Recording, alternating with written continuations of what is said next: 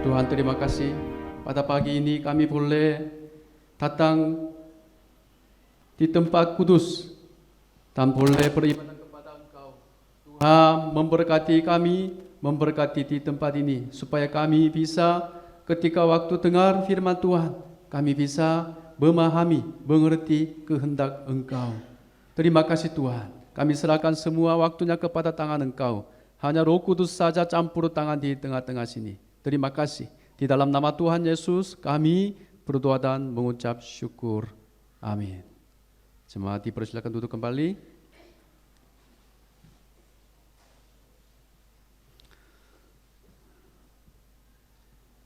Shalom Bapak Ibu Saudara. Sekali lagi shalom. Ya, sudah lama tidak bertemu dengan Bapak Ibu Saudara. Kemarin saya lihat jadwal saya. Kemarin bulan Februari saya pernah sampaikan firman Tuhan. Kemudian sudah jadi Desember, kira 10 bulan belum bertemu. Bulan Maret tiba-tiba COVID sudah mulai. Kemudian bulan Mei tiba-tiba saya sakit sehingga saya pulang ke Korea selama 5 bulan. Tadi bulan lalu baru kembali lagi sehingga bisa bertemu. Tadi kemarin saya kaget karena kemarin saya dapat beritanya yang sudah banjir di sini sehingga tadi sambil saya datang saya pikir mungkin hari ini saya sudah datang tapi saya tidak bertemu, hanya online saja. Kalau begitu rindu dengan Bapak Ibu Saudara, tapi puji Tuhan karena bisa bertemu. Ya sudah kering semuanya, sudah jadi seperti normal. Ya. Mari kita mempersiapkan hati kita untuk mendengar firman Tuhan. Hari ini saya bawa sudah diberikan temanya kabar baik untuk semua. Mari kita buka firman Tuhan Lukas pasal 2 ayat ke-8 sampai 11. Lukas pasal 2 ayat ke-8 sampai ke-11. Ya, mari kita baca bersama. Secara gantian saya membaca terlebih dahulu. Di daerah itu ada gembala-gembala yang tinggal di padang menjaga kawanan ternak mereka pada waktu malam.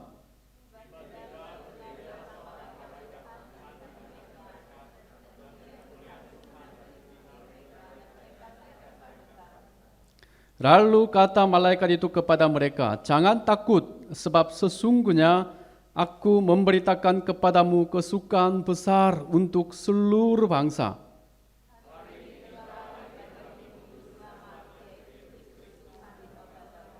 Amin. Ya, setelah baca firman Tuhan kita harus menyebutkan amin. Ya, kita akan baca ayat 11 saja. 1, 2, 3. Hari ini telah lahir bagimu juru selamat, yaitu Kristus Tuhan di kota Daud. Amin. Ya, terima kasih. Ya, sudah 5 bulan saya tinggal di Korea sehingga saya sudah lupa bahasa Indonesia. Kalau ada kurang, ya mungkin Roh Kudus campur tangan sehingga Bapak Ibu Saudara bisa mengerti semua. Amin. Ya, ya. Ada beberapa gambar, ada mobil, ada jam tangan yang mewah sekali. Kemudian tas itu kemarin saya cari, itu tas itu paling mahal di dunia ini. Kemudian ada rumah yang besar, ada cincin, ada masakan yang enak sekali. Ya, manakah yang Bapak Ibu Saudara rasa akan paling senang ketika menerimanya? Mau ambil semua, mau terima semua? Ya, pasti begitu. Yang mungkin tergantung kita sedang berada dalam situasi yang bagaimana. Ya, bagi orang yang mau pergi ke tempat jauh, tapi tidak ada kendala, pasti mau dapat ya mobil. Ya, bagi perempuan, bagi ibu-ibu mungkin mau yang ini, yang cincin. Itu cincin mana itu? Berlian. Wah, itu mahal sekali. Ya, kalau begitu kita terus membangga, ya bangga-bangga kepada teman-teman. Ya, saya sudah dapat ini. Ya, tapi ya mari kita coba bayangkan ketika sedang berjalan sendiri dalam hutan. Lalu kita jatuh dalam lubang yang sangat dalam begini. Kalau saya sendiri jalan di hutan, kemudian jatuh di dalam lubang yang begitu dalam. Dan sudah lewat 30 hari. Wah, tidak ada orang yang lewat di tempat itu. Dan tidak ada seorang pun yang tahu kita jatuh dalam lubang itu. Pada awalnya berpikir, ya mungkin seseorang akan lewat di sekitar sini. Tapi tidak ada orang yang datang atau lewat sana. Ya sudah lewat 30 hari. Nah kalau begitu, sekarang tidak bisa memiliki pengharapan apapun. Hanya menunggu hari kematian saja. Kalau demikian, kabar apa yang akan kita suka? Hadiah terbesar, waktu yang masih ada di dalamnya, mau mobil, atau mau cincin, atau mau apa? Ya, hadiah yang terbesar ketika kita masih ada di dalam lubang itu adalah datangnya seseorang untuk menyelamatkan kita. Tidak ada kabar yang lebih besar daripada menemukan orang yang ingin menyelamatkan kita. Ya, sekarang sudah dekat hari Natal. Kebanyakan hati orang berdebar-debar kalau sudah dekat Natal. Walau orang Kristen atau non-Kristen, atau yang sudah percaya atau tidak percaya, ya semuanya sudah dekat hari Natal, ya hatinya berdebar-debar. Pada saat ini walaupun seluruh dunia berada dalam kondisi COVID, tapi tetap merasa bahagia kalau sudah dekat hari Natal. Tapi Bapak Ibu Saudara, kita harus jujur pada diri sendiri.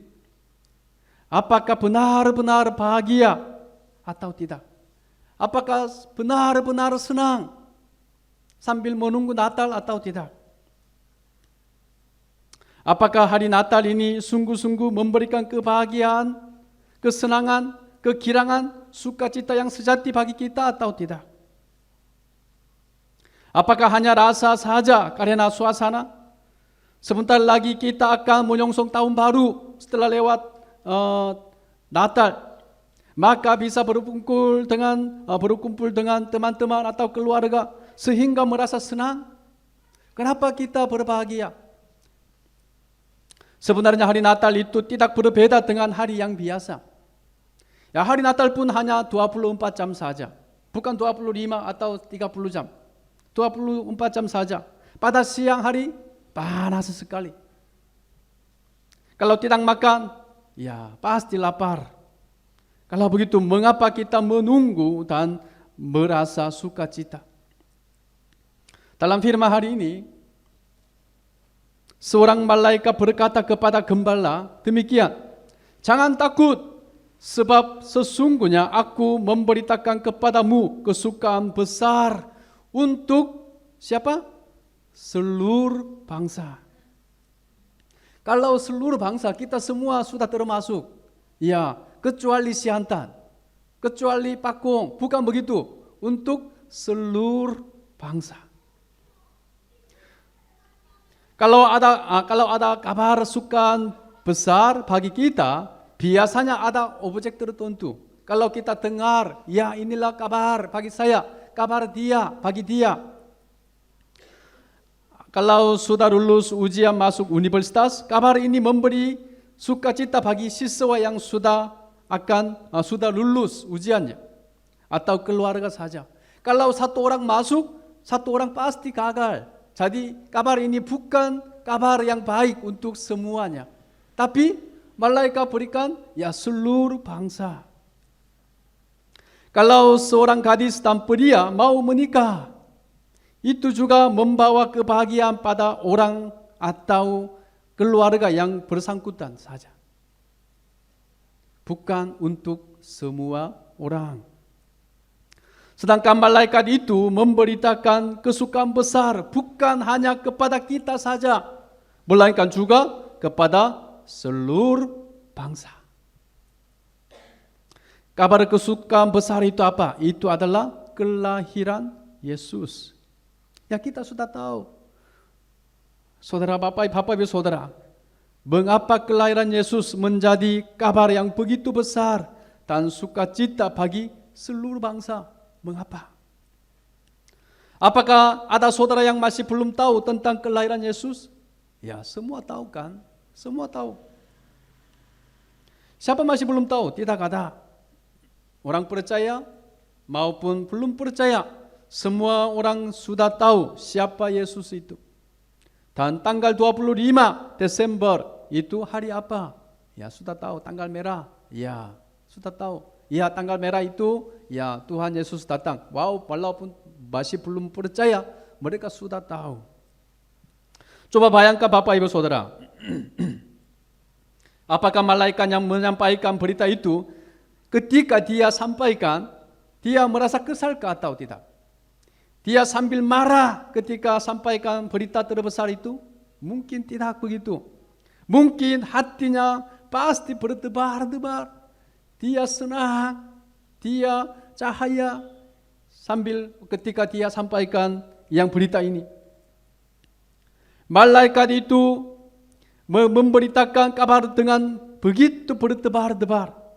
Tapi masalahnya kita yang sedang mendengar kabar itu tidak terasa apa-apa. Kebanyakan orang Kristen pun berpikir begitu. Ya, saya sudah tahu. Ya, saya sudah tahu kabar itu. Kabar ini kabar yang sudah diulangi bertahun-tahun. Ya, tahun depan pun pasti datang lagi. Ya, tahun lalu aku sudah mengalami. Kenapa begitu? Karena kita belum menyadari betapa besar kabar yang disampaikan oleh malaikat itu. Bapak Ibu Saudara, ini sangat penting. Kalau kita tidak sadar betapa besarnya kabar ini berarti sama dengan masih belum tahu Injil itu betapa besar. Saya mau tanya Bapak Ibu, apa Injil itu?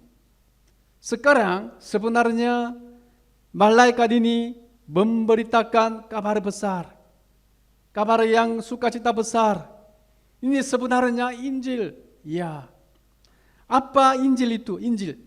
Biasanya saya tanya, Injil itu apa? Ya, biasanya kita berpikir, ya Injil adalah kabar baik. Ya benar, kabar baik, good news. Kalau kita dengar good news, ya dalam hati kita pasti senang. Tapi, walaupun kita ya menyongsong hari Natal, suasananya ada yang sudah bahagia, tapi dalam hati kita masih biasa-biasa saja. Walaupun mendengar Injil tidak terasa, hanya merasa biasa-biasa saja, orang Kristen pun hampir sama. Mengapa demikian? Karena tidak tahu bahwa Injil adalah kabar yang terbesar. Allah mengatakan kabar ini adalah kabar terbaik, kabar terbesar. Tapi di mata kita tidak terasa begitu. Sehingga kebanyakan orang Kristen pun mencari kabar-kabar yang lain. Karena walaupun mendengar Injil, masih belum puas. Tuhan sudah berikan, ya Injil ini, ya Tuhan Yesus adalah itu kabar yang terbesar. Tapi walaupun saat kita dengar, masih belum puas. Sehingga mau cari yang lain. Ada yang lain? Ada yang lain? Kalau sudut pandang Tuhan sama sudut pandang kita berbeda, itulah masalah besar. Tuhan sudah berkata, ya inilah cukup bagi kamu sekalian. Tapi saya pikir masih belum puas Tuhan. Ada yang lain? Ada yang lain? Itu masalah besar. Tuhan sudah mengutus malaikatnya kepada kita. Karena dia ingin memberitahukan kabar baik. Tapi pandangan kita berbeda dengan Tuhan. Masih kurang paham. Tidak terasa apa-apa. Hanya menganggap seperti berita yang terjadi di Korea. Kalau terjadi hal-hal yang terjadi di Korea, kita hanya dengar. Oh gitu. Tidak terasa apa. Oh gitu. Walaupun kita dengar firman Tuhan, atau yang kita dengar yang Injil, atau yang kabar baik, tapi merasa seperti demikian. Oh gitu, ya saya tahu. Begitu saja. Hanya dengar seperti berita yang tidak bersangkutan dengan kita. Bapak Ibu Saudara, apa alasan datangnya Tuhan Yesus ke dunia ini? Tuhan akan mengutus anaknya ke dunia ini. Kenapa Tuhan Yesus datang ke dunia? Tuhan Yesus datang ke dunia untuk main dengan kita? Bukan. Dalam Injil Matius pasal 1 sudah dijelaskan. Mari kita baca bersama. 1, 2, 3.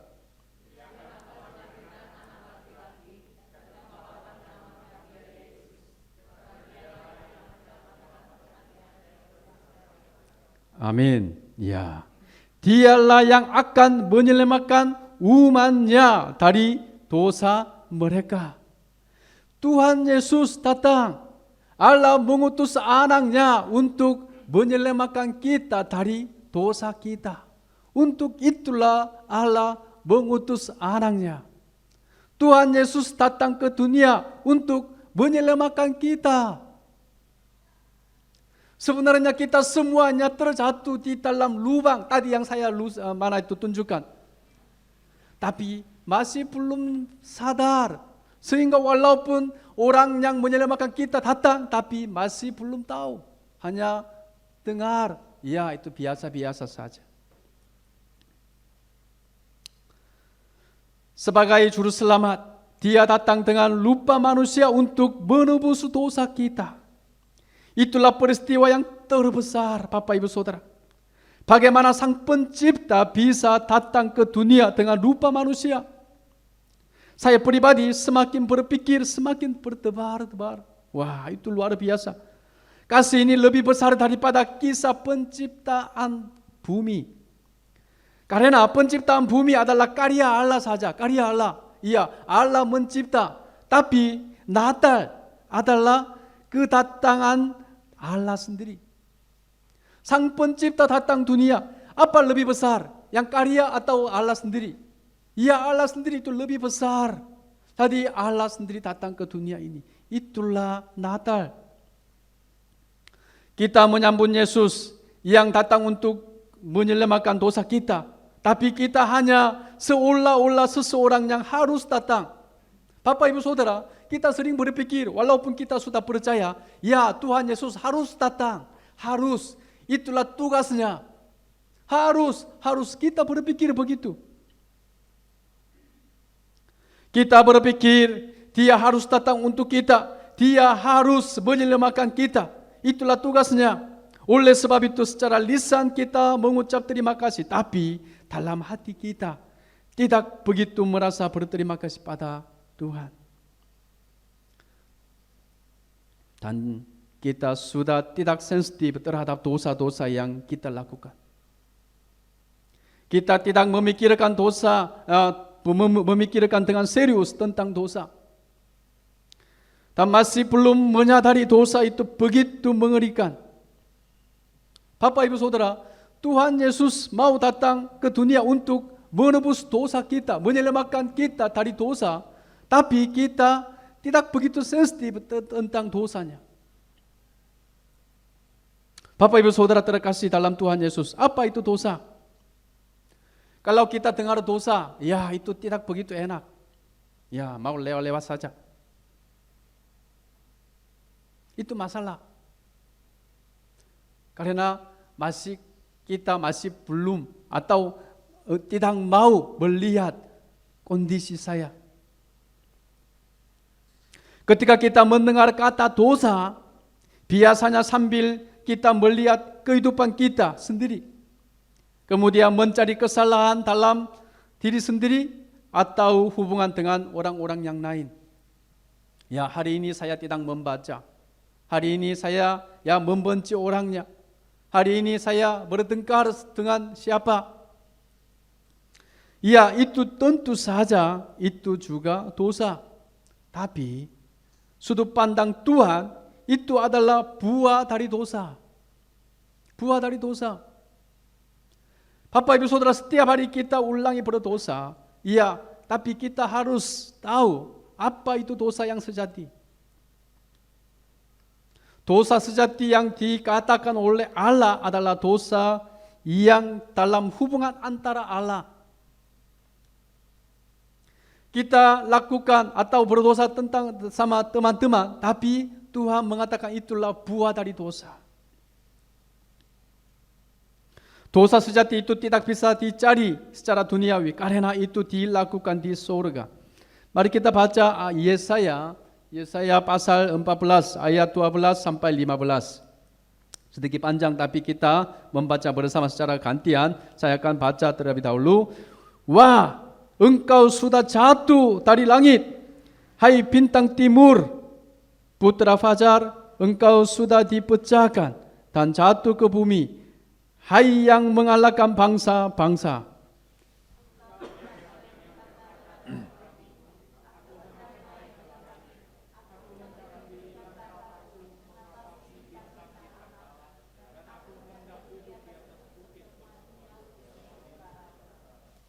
Aku hendak naik mengatasi ketinggian awan-awan, hendak menyamai yang maha tinggi.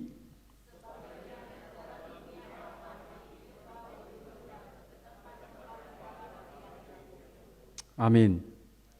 Lihatlah Bapak Ibu Saudara, firman ini mengatakan tentang hati penghulu malaikat. Lucifer, namanya Lucifer, yang dahulunya penghulu malaikat dan diciptakan dengan sangat indah. Dia sudah memiliki hatinya demikian. Ya, di sini berkata dalam hatimu.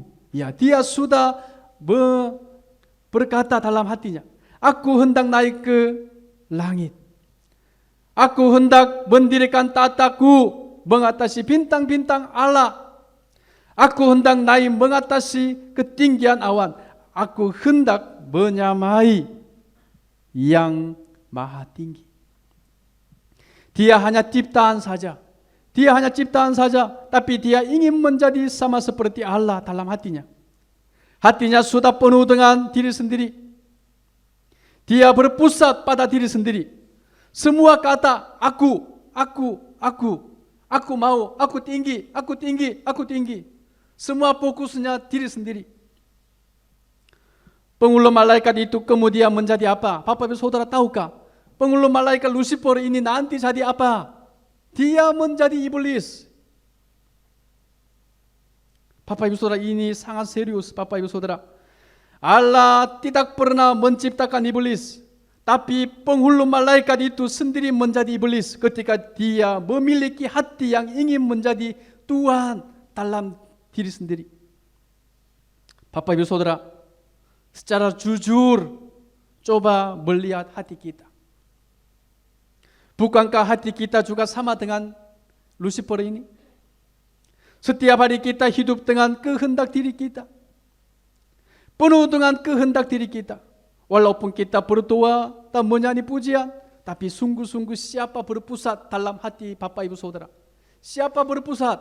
Tuhan atau saya? Sebenarnya Tuhan adalah Tuhan dalam hati kita. Tapi kita sendiri terus egosentris. Maka Tuhan tidak bisa menjadi pusat. Dia hanya duduk di pojok saja. Mengapa begitu? Mengapa kita setiap hari berdosa? Alasannya adalah karena kita setiap hari hidup sesuai dengan cara kita sendiri. Alasannya adalah karena kita duduk di tempat yang seharusnya Allah yang bertata di dalam hati kita. Jadi Rasul Paulus mengatakan demikian. Roma pasal 1 ayat ke-28 sampai ke-32. Ya, mari kita baca bergantian. Saya baca terlebih dahulu. Dan karena mereka tidak merasa perlu untuk mengakui Allah, maka Allah menyerahkan mereka kepada pikiran-pikiran yang terkutuk, sehingga mereka melakukan apa yang tidak pantas.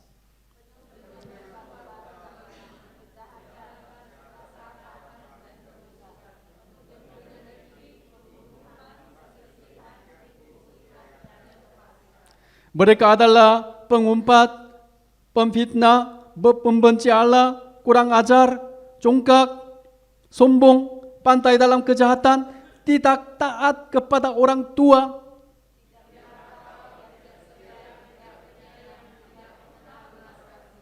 Mari kita baca bersama. Sebab yaitu bahwa setiap orang yang melakukan hal-hal demikian patut dihukum mati. Ya, sampai situ aja. Ya, patut dihukum mati, Bapak Ibu Saudara. Tuhan sudah mengatakan patut dihukum mati. Awalnya sudah mengatakan mereka tidak merasa perlu untuk mengakui Allah. Dalam hati kita sama begini. Ya, saya tidak merasa perlu untuk mengakui Allah. Ya, setiap kita berdoa, setiap hari kita membaca, tapi benar-benar lihat kita hati kita. Ya, bagaimana? Tidak merasa perlu untuk mengakui Allah. Tuhan, tolong duduk di sebelah saja. Saya mau lakukan saya sendiri. Saya mau lakukan, ya, semau saya. Setiap kali saya membaca firman ini, saya kaget.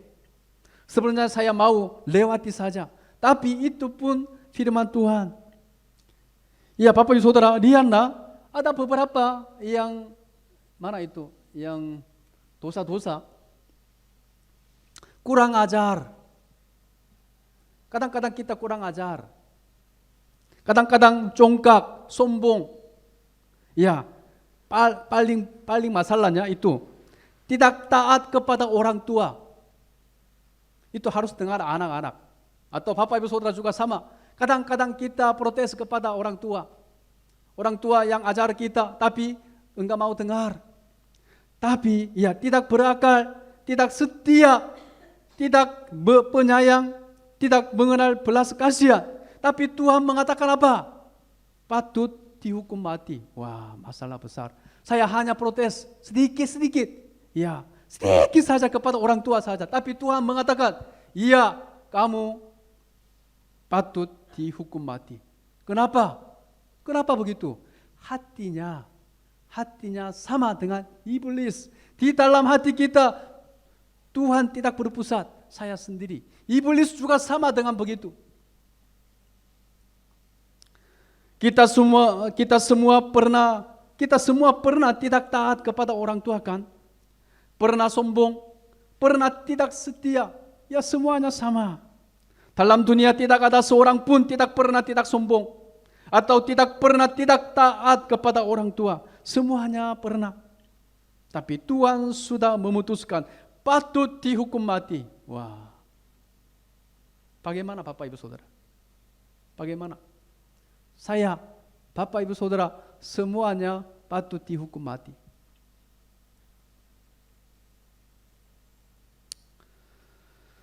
Bapak Ibu Saudara, menurut pendapat Bapak Ibu Saudara, iblis itu bisa diampuni atau tidak?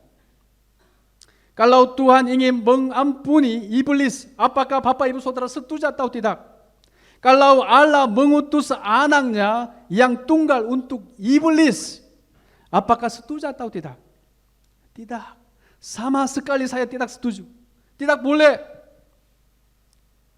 Saya sering berdoa, Tuhan, mengapa Tuhan membiarkan iblis? Tolong binasakan mereka.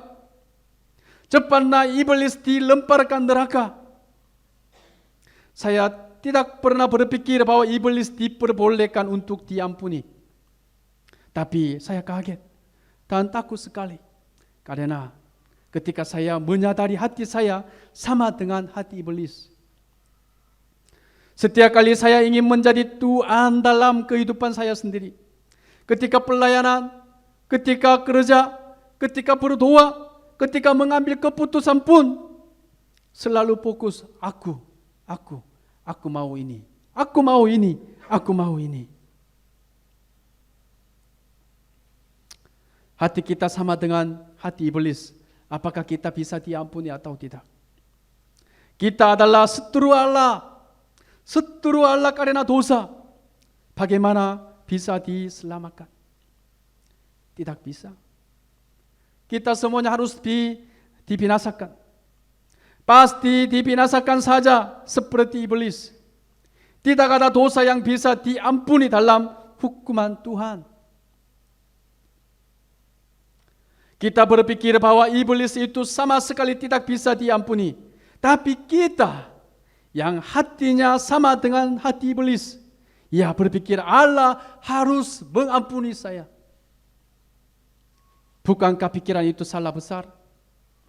Kebanyakan orang Kristen berpikir, ya Tuhan Yesus sudah mati di kayu salib, maka tidak apa-apa. Entahlah nanti Tuhan Yesus pasti ampuni aku. Pasti, nanti. Maka tidak terasa ketika berdosa. Nanti akan diampuni, nanti. Tidak ingin melihat dosa yang kita perbuat. Kita tidak mau tahu betapa kuat kuasa dosa itu. Hanya mau melihat hal-hal yang enak-enak saja. Bapak Ibu Saudara, anugerah penebusan yang terjadi di atas kayu salib itu benar-benar jawaban yang tepat untuk manusia, tepat untuk Bapak Ibu Saudara, tepat untuk saya. Tapi secara pengetahuan hanya mencari anugerah Tuhan saja dan tidak ingin berdiri di hadapan Tuhan dengan membawa dosa kita. Kalau begitu bagaimana menikmati kebesaran pengampunan Tuhan? Sehingga tidak ada sukacita akan penebusan dosa Allah. Hanya menerima begitu-begitu saja terhadap karya penebusan Allah. Hanya berpikir itu memang tugas Tuhan. Hanya pikir begitu. Bapak Ibu Saudara yang terkasih dalam Tuhan Yesus, ketika kita melihat dosa dengan jelas, kita bisa memahami sesungguhnya betapa besar karya Allah.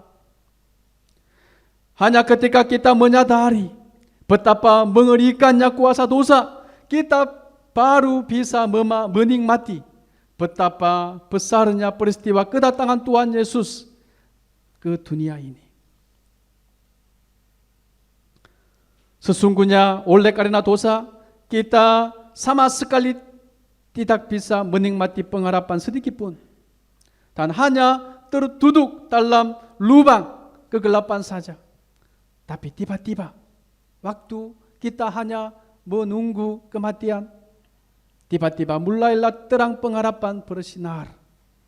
Malaikat datang. Dia mengatakan seperti demikian. Jangan takut, sebab sesungguhnya aku memberitakan kepadamu kesukaan besar untuk seluruh bangsa. Hari ini telah lahir bagimu juru selamat, yaitu Kristus Tuhan Yesus. Dialah yang akan menyelamatkan umatnya, menyelamatkan kita, menyelamatkan saya dari dosa mereka. Ketika kita tidak bisa mendapatkan jawaban untuk keluar dari kuasa dosa, sehingga hanya menunggu saatnya yang terakhir, tapi pada saat itu kita mendengar kabar tentang juru selamat. Kalau dia datang, dia akan menyelamatkan dari dosa kita. Wow, itulah kabar yang paling besar. Tidak bisa dibandingkan dengan kabar yang lain. Bapak Ibu Saudara, saya akan memberikan satu contoh. Kalau sebagai orang pemuda di Korea, dia mau atau tidak mau harus masuk ke wajib militer. Bapak Ibu Saudara pernah pakai masker begini? Bukan masker yang ini, masker ini. Pernah coba pakai? Ada yang sudah pernah coba ini? Tidak ada. Mungkin saya sendiri ya. Ya, saya sendiri pernah coba. Iya. Kalau masuk ke militer, kami setiap hari ikut berbagian latihan. Salah satu latihan yang paling sulit adalah latihan dalam ruang kas. Kalau masuk ke ruang kas, harus pakai masker ini. Kalau tidak pakai masker ini, hanya pakai masker ini, ya hampir mati. Ya. Sebelum masuk ke ruang sudah dinyalakan gas tersebut, mereka lari dan memutar lapangan yang besar beberapa kali, putar, pakai masker ini. Kalau kita coba lari, yang pakai masker biasa pun, kalau kita lari-lari atau mutar-mutar lapangan, mungkin susah napas. Apalagi masker ini, wah hampir mati, tidak bisa tahan. Tapi dipaksa harus lari pakai masker ini. Kemudian putar-putar beberapa kali, nanti pelatih memaksa semuanya masuk ke dalam ruang yang kira yang separuh ini, separuh yang tempat sini. Kira berapa yang 20-an masuk ke dalamnya. Dan sudah masuk ke dalam, mereka semuanya paksa ya berlari terus. Nanti memutar beberapa kali lagi, pelatih tanya kepada yang latihan orang-orang yang militer semuanya, apakah susah napas atau tidak? Semua jawab, ya Pak, susah napas. Kalau begitu pelatih bilang begini, oh gitu, kalau begitu boleh lepaskan masker ini. Di dalam ruangnya sudah penuh dengan gas, tapi pelatih bilang harus lepas masker ini. Kalau lepaskan masker, apa yang terjadi? Begini, gasnya masuk, wah, susah hidup. Bagaimana? Susah napas, hampir mati. Saya masih ingat sudah lewat 26 tahun. Tapi saya masih ingat, ketika saya itu lepas masker gas, benar-benar tidak bisa bernapas, tidak bisa tahan. Semua batuk, semua muntah, semua menangis. Sebentar lagi lantai penuh dengan kotoran. Kalau siapa yang ingin pakai masker lagi, masker yang tadi itu mau pakai lagi, pelatih langsung pukul. Tidak boleh, harus lepaskan semuanya.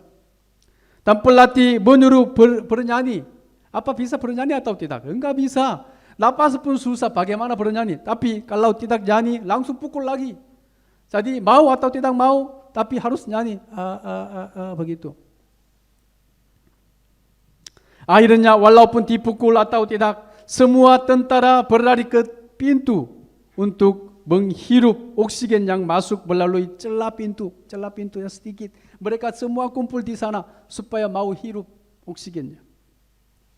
Pada saat itu sudah tidak perlu uang, tidak perlu mobil, tidak perlu cincin, tidak perlu tas, apa saja.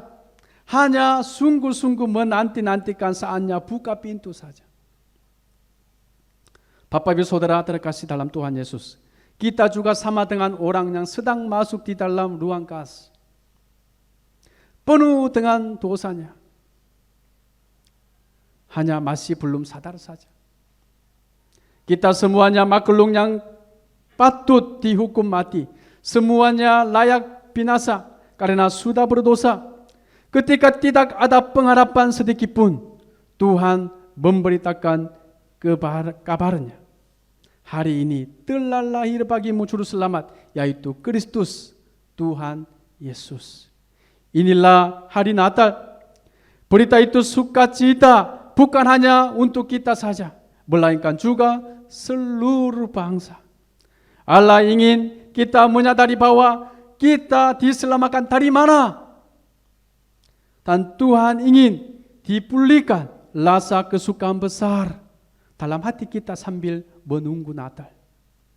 Dan kita harus ingat, sukacita besar itu bukan hanya untuk kita sendiri nikmati, tetapi juga untuk seluruh bangsa. Karena kabar ini sudah diberikan kepada seluruh bangsa. Maka kita usahakan menyampaikan kabar yang kedatangan Tuhan Yesus kepada teman-teman atau keluarga-keluarga yang masih belum percaya atau tinggal di sekitar kita, agar mereka pun bisa memahami dan bisa menikmati kabar yang terbesar. Mari kita masuk dalam doa. Terima kasih Tuhan, karena kami sudah mendapatkan kesempatan untuk mendengar firman Tuhan. Tuhan, kami memohon, kami sungguh-sungguh menyadari kami adalah orang yang berdosa. Hati kami benar-benar sama dengan iblis. Hati iblis. Kami adalah seturu Allah. Oh Tuhan, kami tidak layak diselamatkan. Tapi Tuhan, ketika kami masih berdosa, ketika tidak ada pengharapan sedikit pun, Engkau menunjukkan kasih yang terbesar. Tuhan, Kami sungguh-sungguh berterima kasih untuk mengaruniakan anaknya yang tunggal untuk menyelamatkan kita. Tuhan, dipulihkan hati kami, sentuhkan hati kami, supaya hati kami berlimpah-limpah dengan kesukaan besar oleh karena kelahiran Tuhan Yesus. Terima kasih Tuhan. Di dalam nama Tuhan Yesus kami berdoa dan mengucap syukur. Amin.